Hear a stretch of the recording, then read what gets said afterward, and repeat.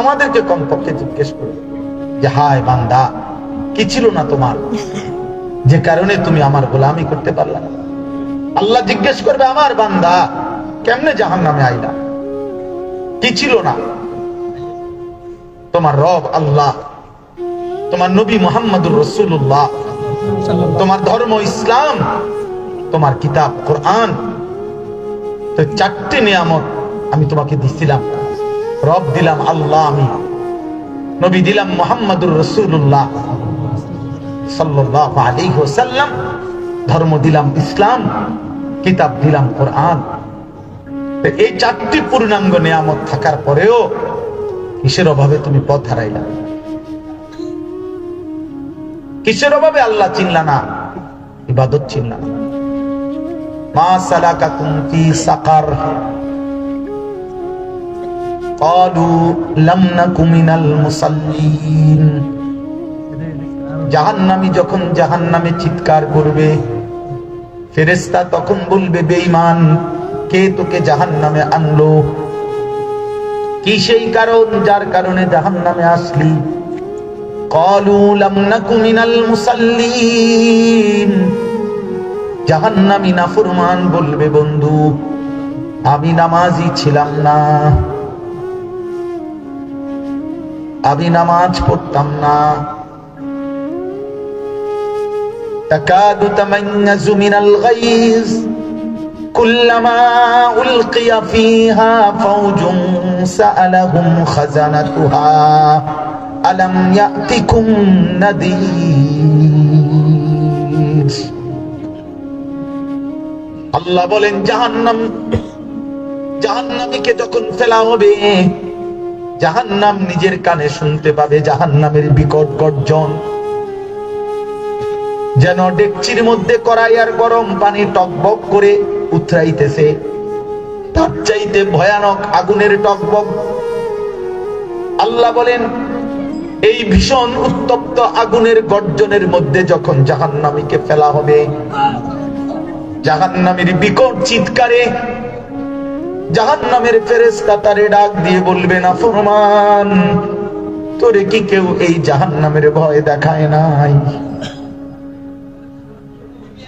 আলাম ইয়াতিকুম নাদির। তোর কাছে কি দুনিয়ার হায়াতে কেউ আসে নাই? কেউ কি তোকে কোনোদিন বলে নাই? কেউ কি বলে নাই চুরি করলে, জিনা করলে, নারী দেখলে, উলঙ্গ ছবি দেখলে, অশ্লীল দৃশ্য দেখলে, জিনা করলে, ব্যভিচার করলে, মদ খাইলে, জুয়া খেললে, সুদ খাইলে, হারাম করলে, বেহায়া বেপরদা হলে জাহান্নামে জ্বলতে হবে বান্দা, এই কথা কি বলে নাই কেউ? কেউ কি শোনায় নাই? ক্বালু বালা قد جاءنا نذير। প্রতিটা জাহান্নামী বলবে, ফেরেশতা, হ্যাঁ এসেছিল আমগো এলাকায়, আমগো মসজিদের ইমাম, মাহফিলের বক্তা, পীর মাশায়েখ, ওয়াইজ, উলামা বহুবার বহুভাবে বলেছিল। এজন্য দোস্ত, কেউ নিজেরে চালাক ভাইবেন না, চালাক ভাইবেন না। চালাক কিংবা বোকা সবার গন্তব্য কবর। আজ কিংবা কাল, সকাল কিংবা দুপুর, রাত্র কিংবা ভোর, হাসেন কিংবা কাঁদেন, আলো কিংবা অন্ধকার, রোদ কিংবা বৃষ্টি, সুখ কিংবা দুঃখ, রাজপ্রাসাদ কিংবা কুড়ে ঘর, ক্ষমতার মসনদ কিংবা রাস্তার ফকির, এক চূড়ান্ত সত্য, মৃত্যু আসবে। মৃত্যু আসবে, মৃত্যু আসবে, কবর হবে, আখিরাত হবে। এই পৃথিবীর সমস্ত বেঈমান, মুশরিক, যত মূর্তি পূজক, যুগে যুগে যত নবী রাসূল এসেছেন, সব নবী রাসূল মানুষকে আল্লাহর দিকে ডাকছেন আর আখিরাত মনে করাইছেন। ইমানের ভিত্তি দুইটা, ইমানের বেসিক দুইটা, ইমানের মূল ফাউন্ডেশন দুই কথা। এক হলো আল্লাহর প্রতি ঈমান, আর এক হলো আখিরাতের প্রতি ঈমান। এজন্য কোরআনুল কারীম যেখানে সংক্ষেপে ঈমানের কথা বলছে সেখানে এই দুইটা উল্লেখ করছে। যেখানে রাসূলুল্লাহ সাল্লাল্লাহু আলাইহি সাল্লাম সংক্ষেপে উল্লেখ করছে সেখানে দুইটাই বলছে। ইন্নামা ইয়ামুরু মাসাজিদাল্লাহ মান আমানা বিল্লাহি ওয়াল ইয়াউমিল আখির। এই দুই কথা নবীজি বলছে, মান কানা ইউমিনু বিল্লাহি ওয়াল ইয়াউমিল আখির। মানে সংক্ষেপে ঈমান বলতে গেলে এই দুই কথা বলতে হয়, আল্লাহর প্রতি ঈমান, আখিরাতের প্রতি ঈমান। আখিরাতের প্রতি ঈমান, এই আখিরাত হাসরের মাঠ, পরকাল, বিচারের ময়দান, এই কথার ইয়াকিন, এই কথার ঈমান, এই কথার বিশ্বাস, খোদার কসম প্রত্যেক যুগের নবীদের মেহনতের মূল বস্তু ছিল। তারা তাদের অনুসারীদেরকে, বান্দাদেরকে, উম্মতকে, আল্লাহর বান্দাকে এটা বুঝাইতে চাইছে যে দোস্ত এখানে শেষ না। এই হাসি, এই আনন্দ, এই ফুর্তি, এই ভালো লাগা, এই দুঃখ, এই গুনাহ, এই ভালো, এই নাফরমানি এখানেই যদি দুইয়া মুচ্চা খাইয়া দাইয়া পালায় ঘুরে এখানে। আমার কথাটা বুঝেন, ঈমানের মূল ভিত্তি একেবারে আদম থেকে আমাদের নবী সাল্লাল্লাহু আলাইহি সাল্লাম পর্যন্ত ঈমানের মূল ভিত্তি, মূল ফাউন্ডেশন, মূল বেসিক এই দুই কথা, আল্লাহর প্রতি ঈমান, আখিরাতের প্রতি। আর ঈমানের যে বিস্তারিত কথা এটা এই দুইটার মধ্যেই আছে। এই দুইটারে আবার যদি আরেকটু ভাগ করে তো 7টা পাই দেবে। এমনি আমানতু বিল্লাহ ওয়া মালাইকাতিহি ওয়া কুতুবিহি ওয়া রুসুলিহি ওয়াল ইয়াউমিল আখির ওয়াল কদরি খাইরিহি ওয়া শাররিহি মিনাল্লাহি তাআলা ওয়াল বাসি বাদাল মাউত। এই 7টা এই দুইটার মধ্যে, এই দুইটার মধ্যে। অর্থাৎ একটু বড় করে বললে 7টা হলো, আবার ছোট করে বললে এই দুইটা হলো। এই দুইটা মূল। তো একটা জিনিস বুঝেন, আল্লাহকে প্রত্যেক যুগে মানুষ আল্লাহকে চিনত, আল্লাহকে চিনত, একেবারে কোন পার্সেন্ট নাই এরকম সামান্য কিছু লোক ব্যতীত সংখ্যাগরিষ্ঠ মানুষ সর্বদাই সব ধর্মাবলম্বী, মতাবলম্বী আল্লাহকে চিনে, আল্লাহকে চিনে। নাম যাই বলুক, ঈশ্বর বলুক, ভগবান বলুক, গড বলুক, যাই বলুক, আল্লাহকে চিনে। কোরআনুল কারীমের মধ্যে আছে, আল্লাহ নবীজিকে বলছে, বন্ধু আপনি জিজ্ঞাসা করেন এই মূর্তি পূজক মক্কার কাফেরদেরকে, মান খালাকাস সামাওয়াতি ওয়াল আরদ ফাসায়াকুলুনা আল্লাহ। যদি বলেন যে বলো তো আসমান ও জমিন এই সব কে সৃষ্টি করেছেন, তারা বলবে না তাদের এই মূর্তি দেবতা এরা বানাইছে, এটা বলবেন। আপনি একজন হিন্দুরে জিজ্ঞাসা, সে এটা বলবে না যে এই আসমান, এই জমিন তাগো দেবতায় বানাইছে, এটা তারাও বলে না, এটা বানাইছে ভগবান, ঈশ্বর, মানে আলাদা। আল্লাহকে সকলেই চিনে। আল্লাহ, আল্লাহ বলে তারা সকলেই বলবে আল্লাহ। আল্লাহকে চিনে, আল্লাহকে চিনে। এবং আল্লাহ যে সর্বশক্তিমান এই কথাও সবাই বোঝে। ঈশ্বর সর্বশক্তিমান, আল্লাহ সর্বশক্তিমান।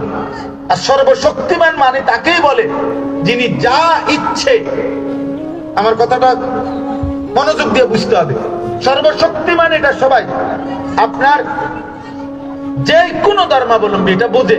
এই যে যাকে তারা আল্লাহ বলে, ভিন্ন শব্দ দিয়ে বলুক, তিনি যে সর্বশক্তিমান এটা তারা বোঝে।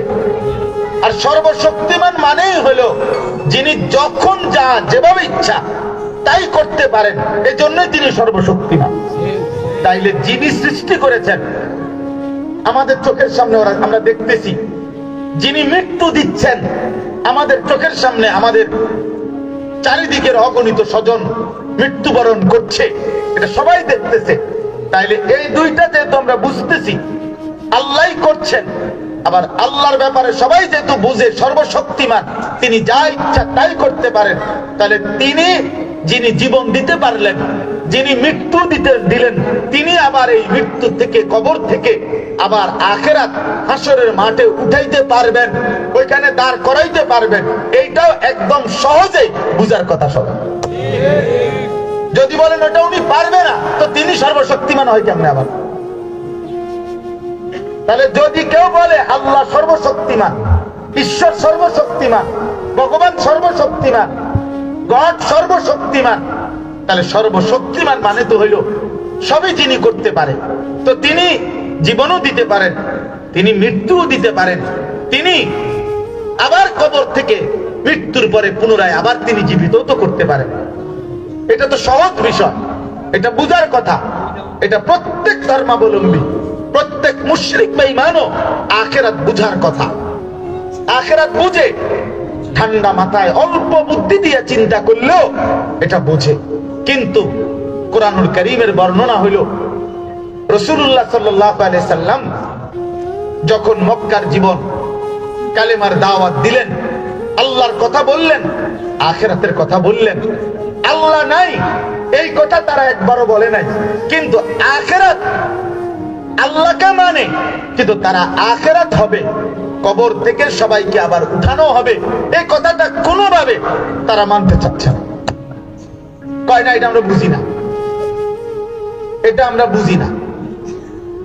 কোরআনুল কারীমে আল্লাহ তাআলা এই কথাটা তুলে ধরছে যে বন্ধু শুনেন, এই বেঈমানদের মূল অবস্থা হলো এরা শতভাগ বুঝে, এরা আখিরাত বুঝে, এরা জানে আমি এটা করতে পারবো, কবর থেকে উঠাইতে পারবো, কিন্তু তারা প্রতিনিয়ত যুক্তি দিত নবীজির সামনে, মুহাম্মদ এটা কি কও?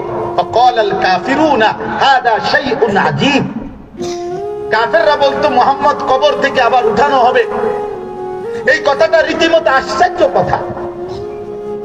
আইদা মিতনা ওয়া কুননা তুরাবান। ওই দেখেন ওই ছেলে মোবাইল ধরে রাখছে, মানে 2-4 জন অসভ্য থাকবে, 2-4 জন বেয়াদব থাকবে।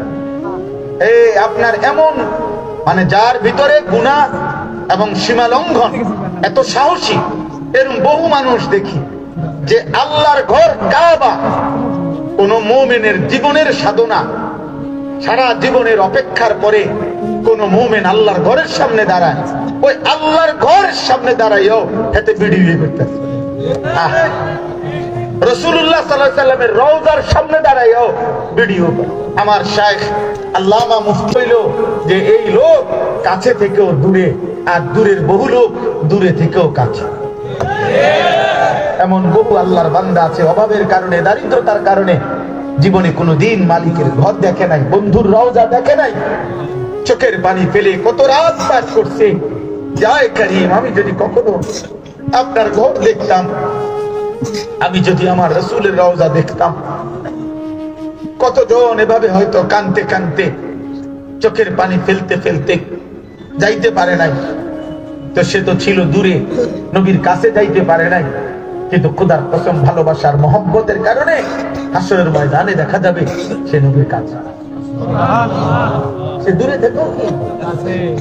আর ওই যে গুনাহ, রাসূলের রওজার সামনে আইসা, মালিকের ঘরের সামনে আইসাও গুনাহ যে ছাড়তে পারলো না, ছবি তোলা যে ছাড়তে পারলো না, বেপরদিকি ছাড়তে পারলো না, তো সেই মহিলা, সেই পুরুষ হাসরের ময়দানে দেখবে সে ছিল তো তখন দুনিয়ায় কাছে, আর সে নবীর থেকে বহু দূরে, কাছে থেকেও দূরে, দূরে থেকেও। তুমি মোবাইলের মাধ্যমে তো আমারই দেখবা পরে, তো আমি তো এখন এখানে আছি বেটা, এখনই দেখো আমার, এখন তো আমি আছি এখানে, আমি তো আসছি এখানে, এখন আমার দিকে তাকাও। এখনো যদি মোবাইল থাকে, তো পরেও যদি মোবাইল, তো আর আসার দরকার কি ছিল? আল্লাহ আমাদেরকে মাফ করে দেন। জি চলেন, আমার কথাটা আমি শেষ করতে হবে। তাইলে এরা প্রত্যেক যুগের যারাই আল্লাহকে মানে, চিনে, বুঝে, সর্বশক্তিমানও বুঝে, তারা এটা বুঝে, কিন্তু তারা প্রতিনিয়ত বলতো মুহাম্মদ তুমি কি বলো, আমরা মাটি হয়ে যাব, মাটির সাথে মিশে যাব, সেখান থেকে আমাদের হাড্ডি গুড্ডি বিলীন হয়ে যাবে, আমগরে কেমনে ফিরে আনবে, হাসরের ময়দানে উঠাবে কেমনে? মনে করেন এখানে 500 মাটিও তো নাই, কোথাকার মাটি কই গেছে গা, কার হাড্ডি কার গোশত কই থেকে কই উড়ে গেছে, তারা প্রতিদিন নবীকে বলতো, মুহাম্মদ কিভাবে সম্ভব, এগুলা পাইব কই, আনবে কোত্থেকে তোমার আল্লাহ? এই আল্লাহ তাআলা কোরআনুল কারীমের মধ্যে বলে, বন্ধু এই সবগুলো কথা যে আমি পারবো না, আমি হাসরের ময়দানে উঠাইতে পারবো না, আমি আখিরাত করতে পারবো না, কয় যে বন্ধু খোদার কসম এর একটাই উদ্দেশ্য, মূলত আখিরাতে যে আমি আল্লাহর কাছে হিসাব দিতে হবে, আমি আল্লাহর কাছে যে জিন্দেগির বুঝাপড়া করতে হবে, আমার সাথে যে সাক্ষাৎ হবে, মোলাকাত, আর আমি যে জিজ্ঞেস করব তখন আমার কি গুনার নাফরমানের জবাব যে দিতে পারবে না, এই ভয় অথবা এই কারণেই তারা ইচ্ছে করে বুঝেও না বুঝার ভান করে এই শব্দগুলো বলতেছে। وقالوا أإذا ضللنا في الأرض أإنا لفي خلق جديد بل هم بلقاء ربهم كافرون। আল্লাহ বলে, কাফের বেঈমানরা বলে আমরা সব মাটির সাথে হারিয়ে যাব, আবার আমাদেরকে নতুন করে হাসরের ময়দানে সৃষ্টি করবে, এটা কিভাবে সম্ভব? আল্লাহ বলে, বাটপার, সবই সম্ভব, তুই বুঝো আমি পারমু, আমি সর্বশক্তিমান, তুমি কও না, তুমি জানো আমি পারমু। মূল বিষয় হইল বিলিকাই রাব্বিহিম, তুমি কোনোভাবেই আমার সাক্ষাৎটা চাচ্ছ না, আমার লগে মুখোমুখি হইতে চাচ্ছ না। আমি যে জিগামু, আমি যে পাপ পুণ্যের হিসাব নেব, এই জন্য ভাই আমার এই কথাটাই আমি মূল বুঝাইতে চাই। সর্বযুগে সর্বকালে আখিরাত যদি কলিজার থেকে বুলাইয়া দেওয়া যায়, পরকালে আল্লাহর সামনে উপস্থিত বিচার হাসর মাঠ, এটা যদি ভুলিয়ে দেওয়া যায়, তাহলে এক মানুষের দ্বারা সব করা সম্ভব। তখন আর হালাল হারাম, পাক নাপাক, জায়েজ না জায়েজের কোনো বোধ অনুভূতি বাস বিচার তার মধ্যে আর থাকে না। সে তো আখিরাত বলে গেছে, আখিরাত বলে গেছে। এই জন্য কোন মানুষকে, কোন দেশ, জাতি, সমাজ, কোন জনগোষ্ঠীর জীবন জীবিকার সকল কিছু ঠিক ইনসাফপূর্ণ, চরিত্রবান, সুন্দর, পবিত্র রাখতে হইলে তার কলিজার ভিতরে আখিরাতের বিশ্বাস আনা ছাড়া অন্য কিছুতে পরিপূর্ণ সম্ভব না। পুলিশের উপরে যদি আরো তিনজন জিম্মাদার, আরো তিনজন পাহারাদার, পুলিশ উনারে পাহারা দিবে আরেকজন, উনারে দিবে আরেকজন, উনারে দিবে আরেকজন, এখন আমরা আরো উচ্চতর ডিপার্টমেন্ট চালু করে 4টা ডিপার্টমেন্ট এটার উপরে দিছি, যাতে করে কোন রকম দুর্নীতি না হয়। তো দুর্নীতি বাজাইয়া কইব, হ্যাঁ ওই প্রথম জনের যে আমার দুর্নীতির সুযোগ চাইবে, উনি বলবে আমার উপরে আরো 3জন আছে, এখন আর আগের হেদিন নাই, তো উনি বলবে যে তো বুঝছি আগে 100 টাকা দিয়ে হইতো, 50 টাকা দাম লাগবে, হ্যাঁ আর কি বুঝছি টিহা বাড়ান লাগবে আর কি। তো অসংখ্য মানুষ দেখবেন দুনিয়ায় কাজকর্ম করতে গেলে, কোনো কিছু হাসিল হইলে, করতে গেলে কিছু উল্টা পাল্টা কথা কইলে ডাইরেক্ট কয়, আরে বুঝি এত এত কথা কইও না, এত হাইকোর্ট দেখাইও না, টেয়া লাগবো কত, এটা কও বুঝছি, আমরা বুঝি না বেটা, আগের রেডিও হইতো না আর কি, এটাই তো আর কি। গত মাসে করছি 300, অন বুঝছি টিয়া 500 দাম লাগবে আর ধরো, এত কথা কইবা এতে বুঝছে যে টেহা বাড়ান লাগবে। আমি ওই ফখরুদ্দিন সরকারের আমলে, তত্ত্বাবধায়ক সরকার যখন ছিল ফখরুদ্দিন, ওনার আমলে আমার একজন আপনজন একটা মিথ্যা মামলায় জেলে গেছিল। তখন আমি কোর্টের হাজিরার দিন ওনার সাথে দেখা করতাম, কয়েকবার গেছিলাম। তো ওই সময় হাজিরার দিন ওনার সাথে দেখা করতে হইলে 1000 টাকা দিতে হতো। তো আমারে বলছে, কয় হুজুর অন্য সময় 200 টাকা দিলে ছাড়তো, এখন এই আমলে আইসা 1000 করে দন লাগে টাকা ওনার দেখা করতে। তা আমি বললাম, ভাই এখন এত টাকা নেন কেন? কয় হুজুর এখন আগের থেকে রিস্ক বেশি, আগের থেকে রিস্ক বেশি, এই জন্য টেহা বানাই। তাইলে বুঝাইলো আমি কাউকে অপমান করছি না, আইন প্রশাসন সব উঠাই দেওয়া হোক এটা বলছি না, এটা তো এটার জায়গায় থাকুক, কোনো অসুবিধা নাই। কিন্তু তার সাথে যদি আজ সংখ্যা গরিষ্ঠ আমাদের সকলের কলিজায়, আমাদের সর্বাত্মক প্রচেষ্টায় আজকে যদি আখিরাতের বিশ্বাস আমাদের ছেলে মেয়ে, আমাদের নারী পুরুষ, আমাদের কিশোর যুবক, আমাদের বয়স্ক, আমাদের প্রত্যেকের দিলের মধ্যে যদি দিবারাত্রি মেহনত করে আমরা যদি আখিরাতের বিশ্বাস ঢুকাইতে পারতাম তো খোদার কসম দুনিয়াও সুন্দর হইতো, আখিরাতও সুন্দর। আজ আজ দুশ্মন সেই ব্রিটিশ থেকে, ব্রিটিশ এমন সূক্ষ্ম কারিকুলাম দিয়ে গেছে, সেই 1833 সালে লর্ড ম্যাকলে সেই ব্রিটিশ কারিকুলাম দিয়ে গেছে তারা আমাদের এই উপমহাদেশের জন্য, দিয়ে বলছে এমন পড়ালেখা, এমন শিক্ষা, এমন বই, এমন সিলেবাস দিয়ে গেলাম, আগামী প্রজন্ম হবে এমন যারা রক্তে মাংসে হবে এই উপমহাদেশের, কিন্তু চিন্তায় চেতনায় কৃষ্টি কালচারে হবে ইংরেজ। এই চেতনার উপরে ভিত্তি করে আহা, আমার কথা স্পষ্ট, আজকে সংখ্যাগরিষ্ঠ মুসলমান, এখনো সংখ্যাগরিষ্ঠ মুসলিম কিশোর ছেলে মেয়ে স্কুলে পড়ে, কলেজে পড়ে, ইউনিভার্সিটিতে পড়ে, মাদ্রাসায় এখনো যা, চারিদিকে মনে হয় আপনার গো মাদ্রাসা অনেক, সব মিলাইয়া এখনো ঢাকা ইউনিভার্সিটির এক কোনাও না, এখনো চিটাগাং ইউনিভার্সিটির এক কোনাও না বেটা, এখনো যে পরিমাণ ছাত্র মাদ্রাসাগুলো সব মিলাইয়া একেবারে 3 থেকে 5% হবে না, প্রতি 3 থেকে 5 জন নয়। তাইলে এখনো 95% ছেলে জেনারেল পড়ালেখা করে, এই জেনারেলে পড়ালেখা করছে আমাদের ছেলেরা, আমাদের মেয়েরা। কিন্তু আফসোসের বিষয় হলো যে 12 বছর, 14 বছর, 16 বছর যেই বাচ্চাটা সেই ক্লাস 1 থেকে 4 বছরের অনার্স, এরপরে মাস্টার্স, এরপরে পিএইচডি পর্যন্ত করছে, এত ডিগ্রি, এত পড়ালেখা, কিন্তু 16 বছরের ভিতরে কত কিছু তাকে শিখানো হলো। বাংলা প্রথম পত্র দ্বিতীয় পত্র আলাদা, ইংরেজি প্রথম পত্র দ্বিতীয় পত্র আলাদা, গণিত আলাদা, উচ্চতর গণিত আলাদা, পাটিগণিত আলাদা, বীজগণিত আলাদা, জ্যামিতি আলাদা, সব আলাদা আলাদা।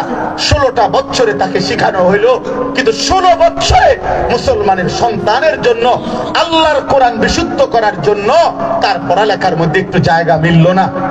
তার প্রয়োজন পরিমাণ হালাল হারাম ইসলামী শরীয়তের বিধিবিধান শিখাবার জন্য তার পড়ালেখার মধ্যে কদ্দুর উপযুক্ত জায়গা মিলল না। একটা ধর্ম ঘন্টা দিছে, এটা হলো একটা লাস্ট ঘন্টা।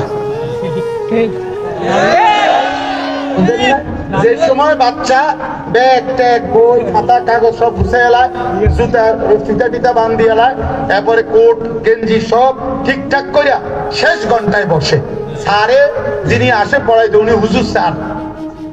আমি শুনছি কয়টা বলে হুজুর স্যার বলে, হুজুর স্যার কয় ওনারে, মানে ওই অঙ্ক স্যার, ইংরেজি স্যার, সমাজ বিজ্ঞান স্যার, আর উনি হলেন হুজুর স্যার। আচ্ছা মাশাআল্লাহ, ওনার ডবল টাইটেল উনি, মানে হুজুরও স্যার। তো এখন এই হুজুর স্যারে মনে করেন যা পড়াইলো অল্প কদ্দুর, এই কদ্দুর লাস্ট ঘন্টায় বাচ্চার ফিকিরে একটা ঘন্টা ফিটবে কখন, দৌড় দিমু কখন। এই ইসলাম, এই আখিরাত। 12 বছরের 12টি বইয়ের সাথে মালিকের কোরআন একটু জায়গা মিলল না। 14 বছরের এতগুলো বইয়ের সাথে যুবক ভাই তোমার জীবনের সাথে শরীয়তের মাসআলা মাসাইল হালাল হারাম যোগ করতে পারলো না। এতটুকু জায়গার একটা বই, একটা বিষয়, একজন উপযুক্ত আলেম, একজন যোগ্য পড়ালেখা দিন অল্পই হোক না, এটার সুযোগ হলো। বাচ্চার খুব চাপ, বাচ্চার পড়ালেখার এত চাপ, বন্ধ হইতে হইতে ধীরে ধীরে মক্তবগুলো সব বন্ধ হয়ে যাওয়ার পথে।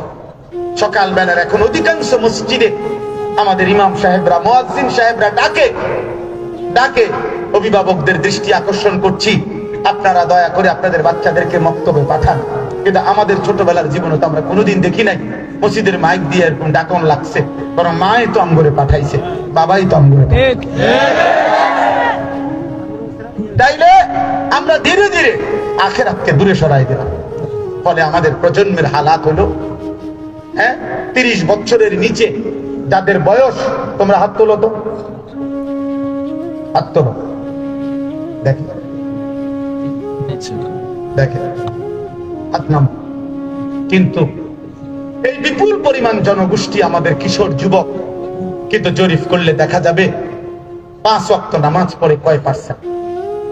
365 দিনে খোদার 1 বছরে আমার মুসলমানের এমন তরতাজা যুবক সন্তান 18-20 বছরের 3 365 দিনে, খোদার এক বছরে ও কোনোদিন ফজরের নামাজ পড়ে না।